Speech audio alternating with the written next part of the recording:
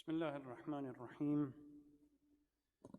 الحمد لله رب العالمين، نحمده ونستعينه على مداحر الشيطان ومزاجره، والاعتصام من حبائله ومخاتله، ثم الصلاة والسلام والتحية والإكرام على حبيب إله العالمين وأشرف الأنبياء والمرسلين محمد وعلى آله الطاهرين وصحبه المنتجبين.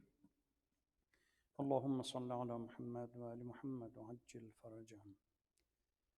Praise be to Allah subhanahu wa ta'ala, the Lord of here and the hereafter.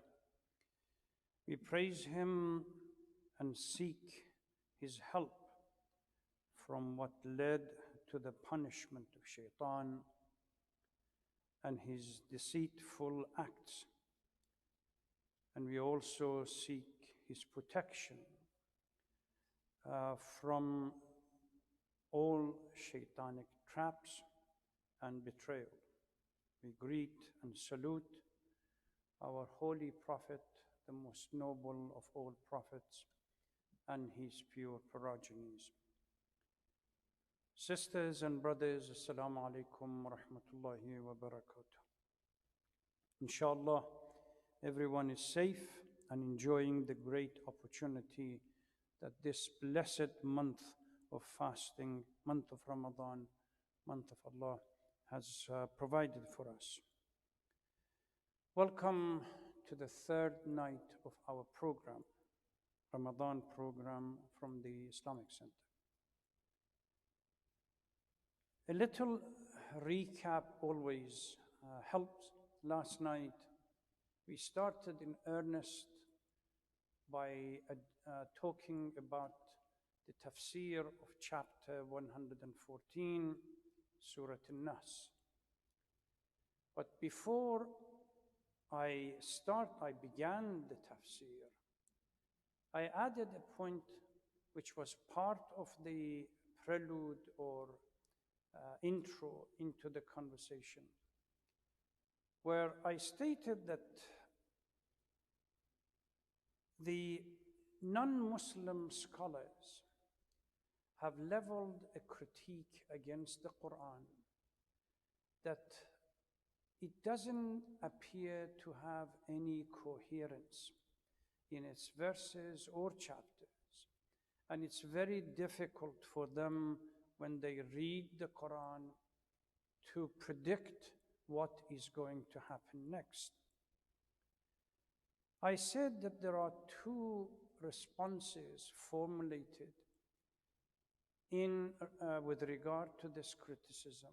Number one, which I labeled apologetic, which means by default agreeing to their critique, but trying to find somehow a way out of it. And the answer that they provided by these apologetic scholars is that Quran was not supposed to have some kind of coherence because of the gradual process of revelation over 23 years period.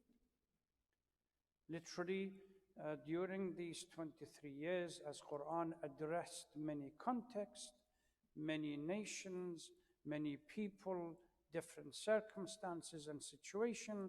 So the expectation that should be somehow a coherent, predictable manner in which the Quranic verses unpack themselves is far-fetched, and they shouldn't be there. The second response was more of a methodological approach, in which they criticize both the non-Muslim critique and as well as those who responded to the critique in the first manner. For the first part, they said that it is totally inconsistent for the Muslim scholars to claim on the one hand that Quran is the living miracle, the most eloquent and most elegant literally piece, the word of Allah subhanahu wa ta'ala in text, and then at the same time claim that there is no coherence and there is no central theme between chapters and verses. But in response to the critique, the non-Muslim critique, they have come up with a systematic approach, which I talked about it. The seven divided the Quran into 7 groups, and each group has its own unique context, pairs of Medina and Mecca chapters. And it has a central theme, and this central theme runs through it like a thread, connecting all these chapters together. I did not spend much time last night in trying to assess and somehow analyze the claims and the counterclaims because of the time constraint. Simply, it's not possible for us to address all this within a short span of time.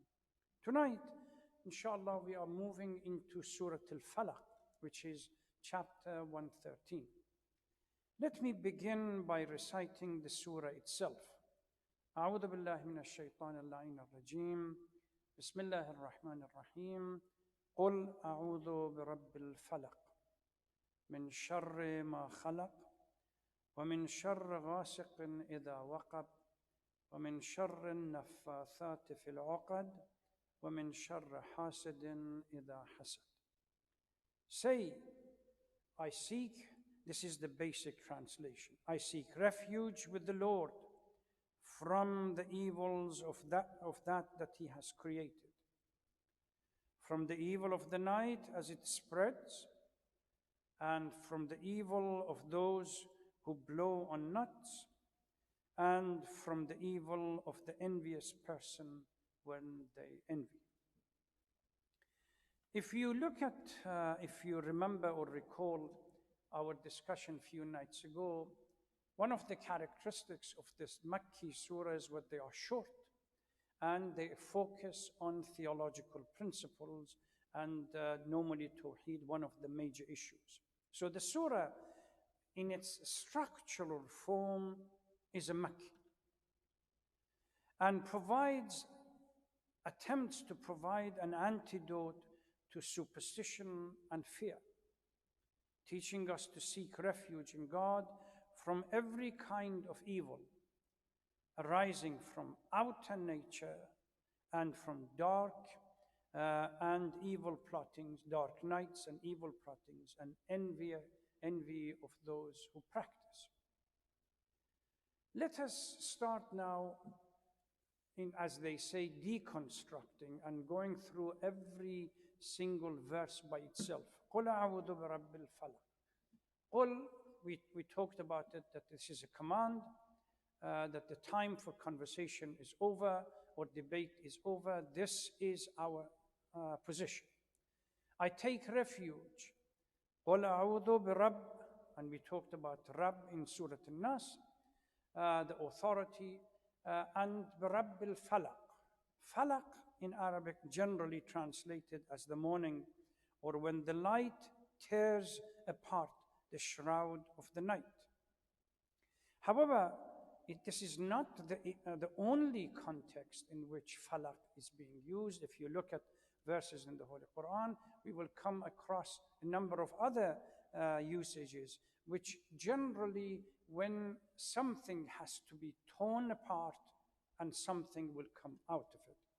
Here we see that seeds, shells, when it comes to vegetation, plants, and so on, is being used.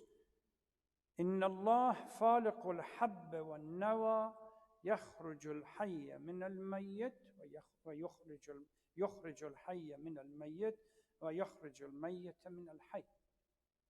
Allah subhanahu wa ta'ala فَلَقَ الْحَبَّ means shaq, and split it apart.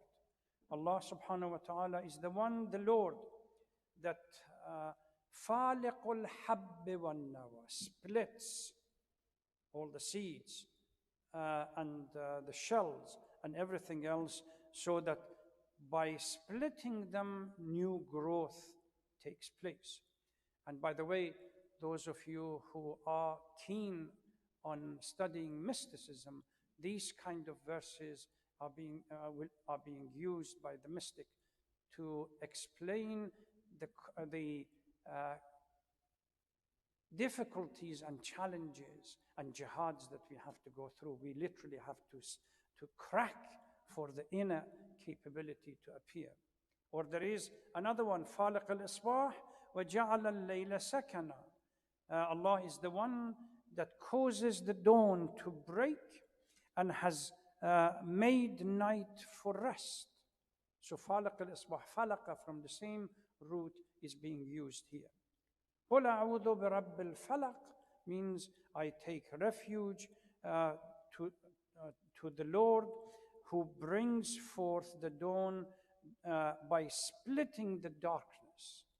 And in our countries where it was possible, there was not too much light available, early in the morning you can actually go outside, particularly during the month of Ramadan, when we went and watched when the light split the darkness and became apparent.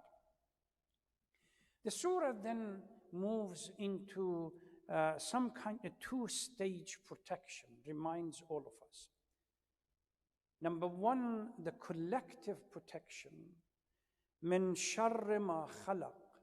I seek refuge to Allah subhanahu wa ta'ala from the evil of all the things that Allah subhanahu wa ta'ala has created. Every single thing that has free will, it has the potential for the abuse or misuse of the free will and to be turned evil. That is the collective. So we start with the collective, seeking refuge about the general things, then moves into one by one. Marhum Tabatabai in his Al-Mizan says that after stating the general protection, then Allah subhanahu wa ta'ala becomes specific, or the verse becomes specific and identifies three specific evils that we ask Allah subhanahu wa ta'ala and we seek refuge. Number one, the evil of the night. And number two, the envy of those who are envious.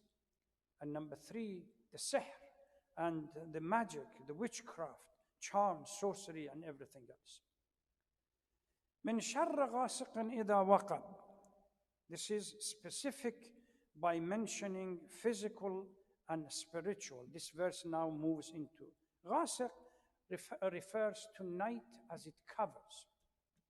And why specifically the night is being mentioned? Because all evil doers, they use the darkness of the night as a cover for their evil deeds. Although at the same time that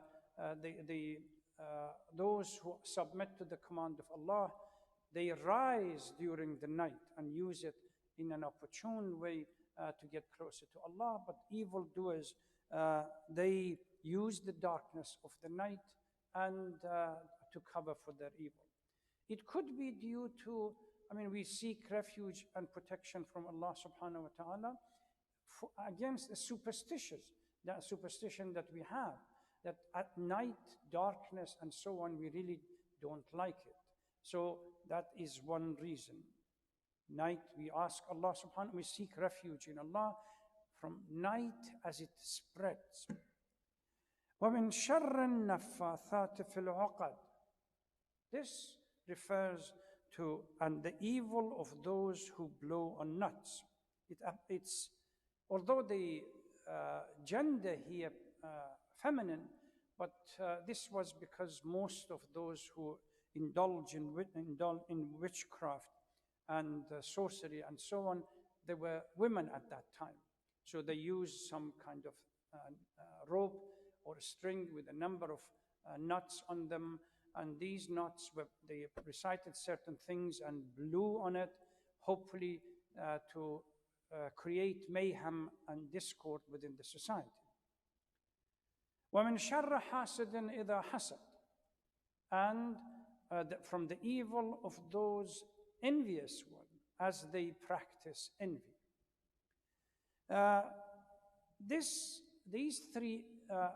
There are three issues here that I really need to address. within the context of the surah. First, it has been claimed as the reason for the revelation or the sha'n al-nuzul that the Holy Prophet was somehow subjected to some kind of a spell. The claim that the chapter was revealed after the Holy Prophet fell victim to a spell put on him by a Jewish person, whether male, female, it doesn't matter. Marhum Allama Tabatabai actually addresses this hadith and says, في الدر المنثور أخرج عبد بن حميد عن زيد بن أسلم قال سحر النبي رجل من اليهود فاشتكى فأتاه جبرائيل فنزل عليه بالمعوذتين. That somebody, a male or a female from the Jewish community of Medina, put a spell on the Holy Prophet, and as a consequence, the Holy Prophet became uncomfortable, whether he became sick or ill, or generally in this fashtaka, complained. The Holy Prophet complained, and Jibreel descended and gave him the ma'udhatain, which is قُلْ أَعُوذُ بِرَبِّ الْفَلَقِ and قُلْ أَعُوذُ بِرَبِّ النَّاسِ. وقال, and explained to him as a reason why he is feeling lethargic or tired or something. إِنَّ رَجُلًا مِنَ الْيَهُودِ سَحَرَكَ وَالسِّحْرُ فِي بِئْرِ فُلَانٍ. And this portion or sihr, whatever they have done, they have dropped it in a well on such a place, and the Holy Prophet sent the Amir al-Mu'mineen salawatullah salamu alayhi, and went down the well and brought that portion or the sihr or whatever they had done, and then commanded Amir al-Mu'mineen to open that box, whatever it was, and as a result, at the time that this box was being opened, the Holy Prophet was reciting قُلْ أَعُوذُ بِرَبِّ الْفَلَقِ and قُلْ أَعُوذُ بِرَبِّ النَّاسِ as a protection. And this hadith has been narrated by a number of other sources as well. The fact that people in sihr and sorcery or witchcraft was practiced at the time was well known. We really don't have any indication, historical documents, that clearly establishes when human beings began to go through and practicing sihr or sorcery. But we certainly know that it has been practiced for a very, it's safe to assume that it has been practiced for a very long time, because as we recite verses of the Holy Quran, we see most of the Prophet, when they are confronted by intolerant society and intransigent that they did not want to submit to the command of Allah, they accuse this Prophet to be sahir, witchcraft, sorcerer, etc., etc. And then Marhum Tabatabai goes to reject this idea that somehow the Holy Prophet ﷺ could become the subject of anybody from outside could put a spell or some kind of sihr or witchcraft on him, because it goes against the verses of the Holy Quran in the first confrontation that took place between Shaitan and Allah subhanahu wa ta'ala after the Genesis in Surah Al-A'raf and a number of other surahs.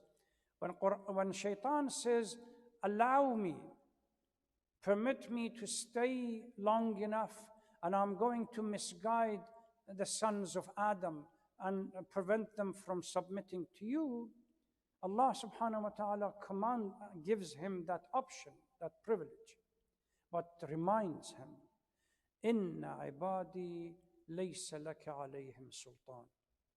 That the true worshipper, the person who truly submits to the command of Allah subhanahu wa ta'ala, you or anyone of your descendant or associate have no control and no power on them. And with this verse, the most perfect example of abd, and the person that submits to the command of Allah is the Holy Prophet. And then we, under these ahadith, fabricated ahadith, we want to believe that the Holy Prophet was somehow subjected to some kind of a spell from the Jewish person or anybody else.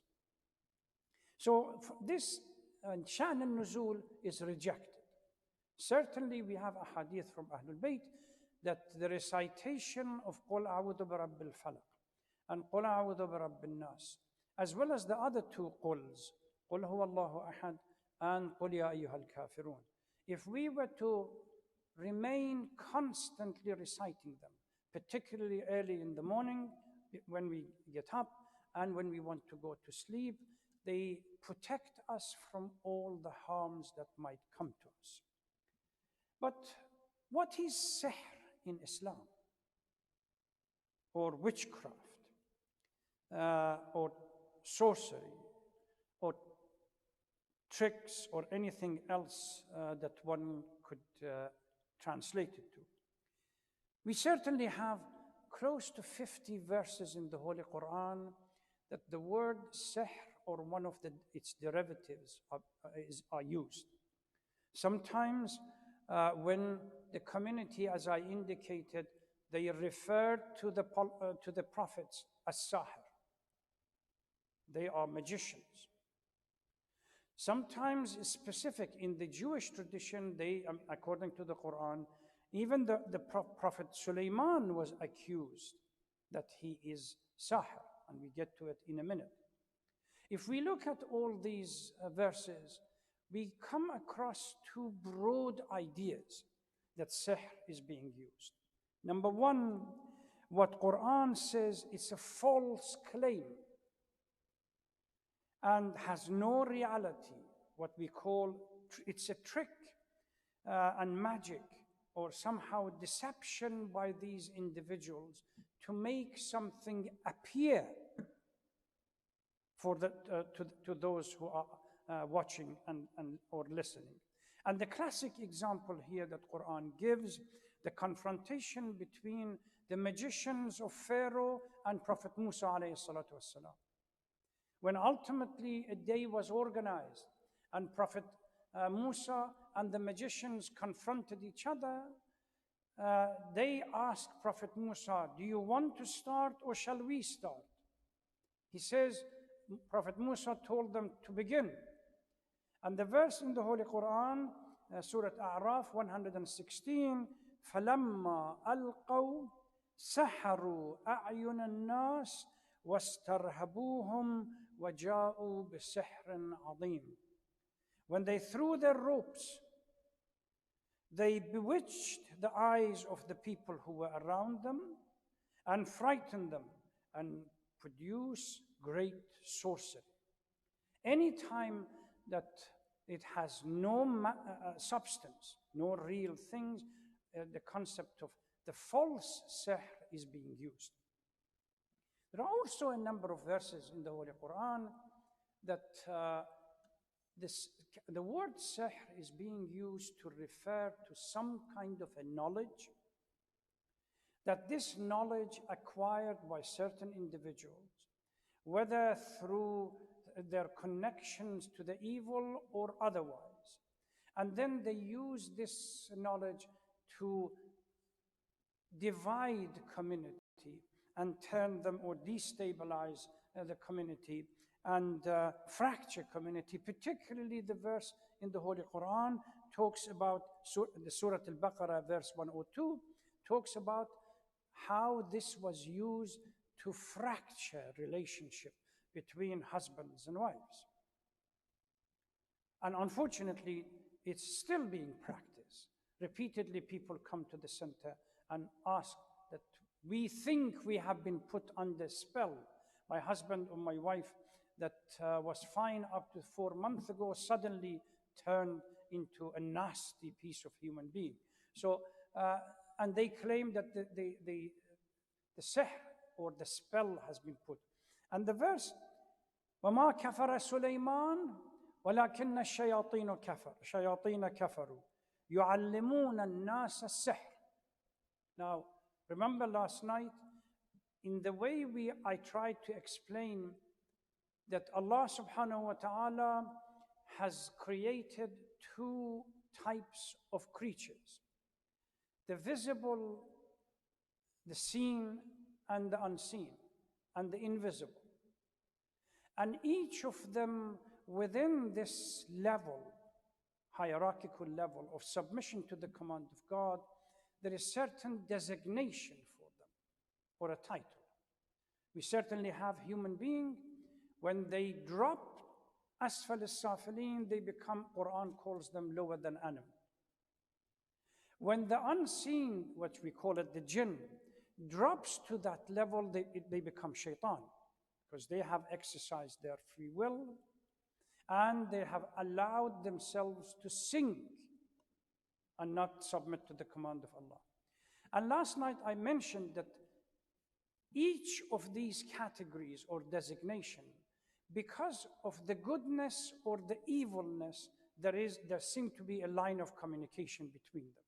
So it's possible the shaitan from the jinn works with the shaitan from the ins. Shayateen al-jinn wal-ins, as the Quran says. So once a person drops below and becomes asfal al-safilin, you are no longer representing what Allah subhanahu wa ta'ala created, and you were to become the Khalifatullah and the vicegerents on earth. So now here there is a connection between each category.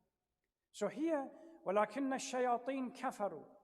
It was the shayateen, it could be both of them, the jinn and the ins. These were the ones that disobeyed.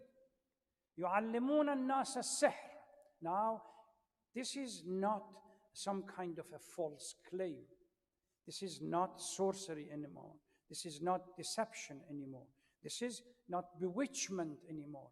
There seems to be some kind of a knowledge that passed from individual to people who seek to acquire that knowledge. People share the community. So, فَيَتَعَلَّمُونَ مِنْهُمَا.